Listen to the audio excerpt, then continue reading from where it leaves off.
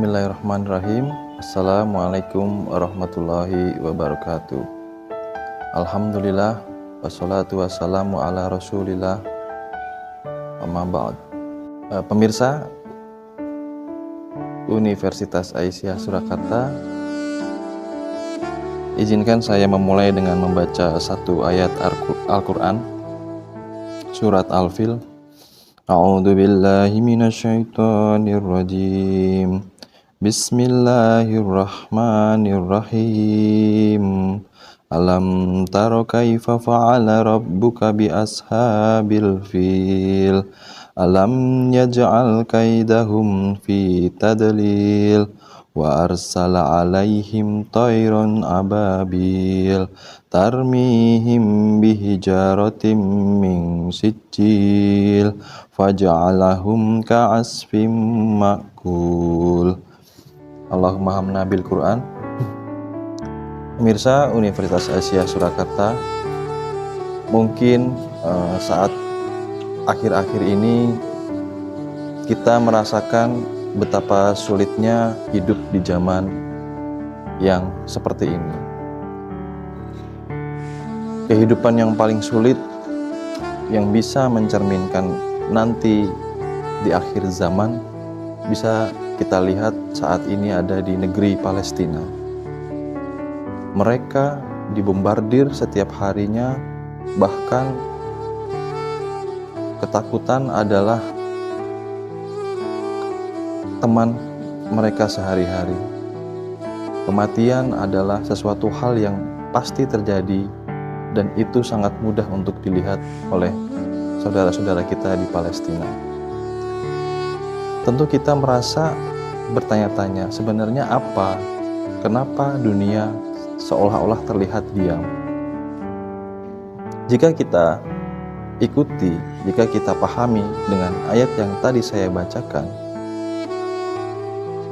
yang artinya, tidakkah engkau Muhammad perhatikan bagaimana Tuhanmu telah bertindak terhadap pasukan bergajah?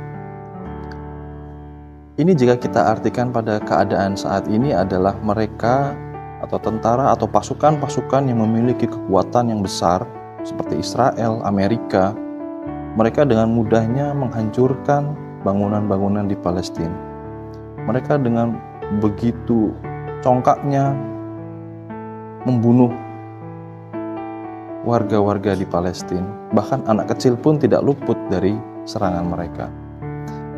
Ini adalah gambaran dari pasukan bergajah pada saat Raja Abraha ingin menghancurkan Ka'bah. Terjadi lagi sejarah zaman dahulu di saat ini. Lalu ayat yang kedua, bukankah dia telah menjadikan tipu daya mereka itu sia-sia? Nah, saudara pemirsa, jika kita merasa kenapa sulit sekali untuk menolong saudara-saudara kita di Palestina, padahal umat Islam banyak, umat Islam di sekitar Palestina itu kaya raya, tapi kenapa tidak bisa membantu sampai akhirnya mereka makan pun atau bantuan pun di blokade sejauh selama ini? Ini adalah upaya atau grafik perjalanan kehancuran sebenarnya bagi musuh-musuh Allah. Allah biarkan mereka untuk berlaku sesuka hati mereka. Mereka merasa tidak ada yang bisa menghalangi mereka. Allah biarkan seperti itu. Lalu di ayat yang ketiga, dan dia mengirimkan kepada mereka burung yang berbondong-bondong. Pada saatnya nanti Allah akan mengirimkan tentaranya, makhluk kecil lemah yang akan menghancurkan pasukan gajah ini, pasukan besar ini, kekuatan besar ini. Entah nanti di zaman kita ini seperti apa pertolongan yang akan Allah berikan. Yang melempari mereka dengan batu dari tanah liat yang dibakar.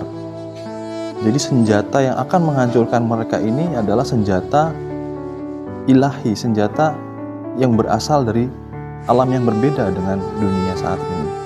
Nah, kita tidak tahu nanti kehancuran mereka, Israel dan Amerika ini, yang terus menyerang warga Palestina, kita tidak tahu pertolongan Allah nanti bagaimana datangnya.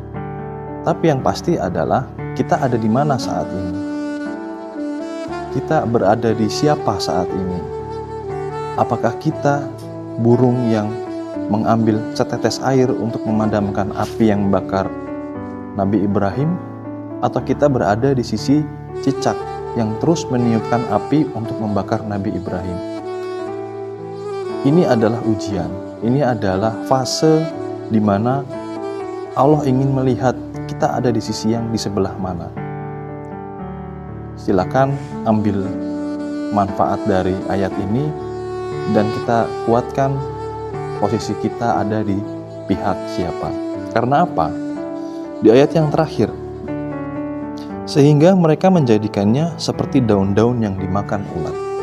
Ini adalah perumpamaan yang sangat luar biasa, di mana daun itu tidak berdaya dimakan oleh ulat.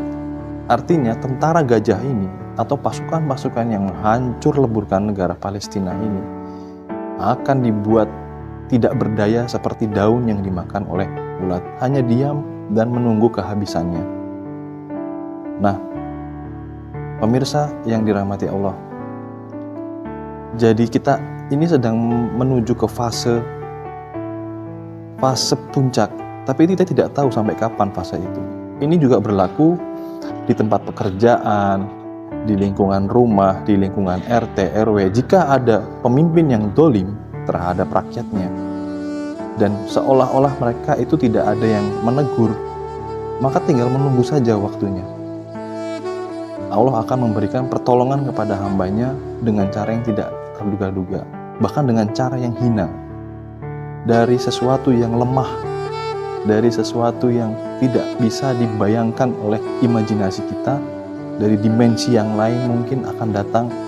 Dan itulah cara Allah bekerja menolong hamba-hambanya yang beriman.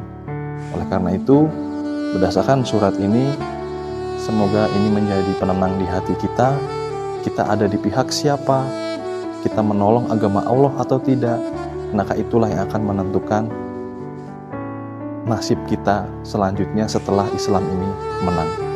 Barakallah, semoga yang sedikit ini bermanfaat. Kurang lebihnya saya mohon maaf. Qulu qouli hadza astaghfirullahaladzim wa lakum. Assalamualaikum warahmatullahi wabarakatuh.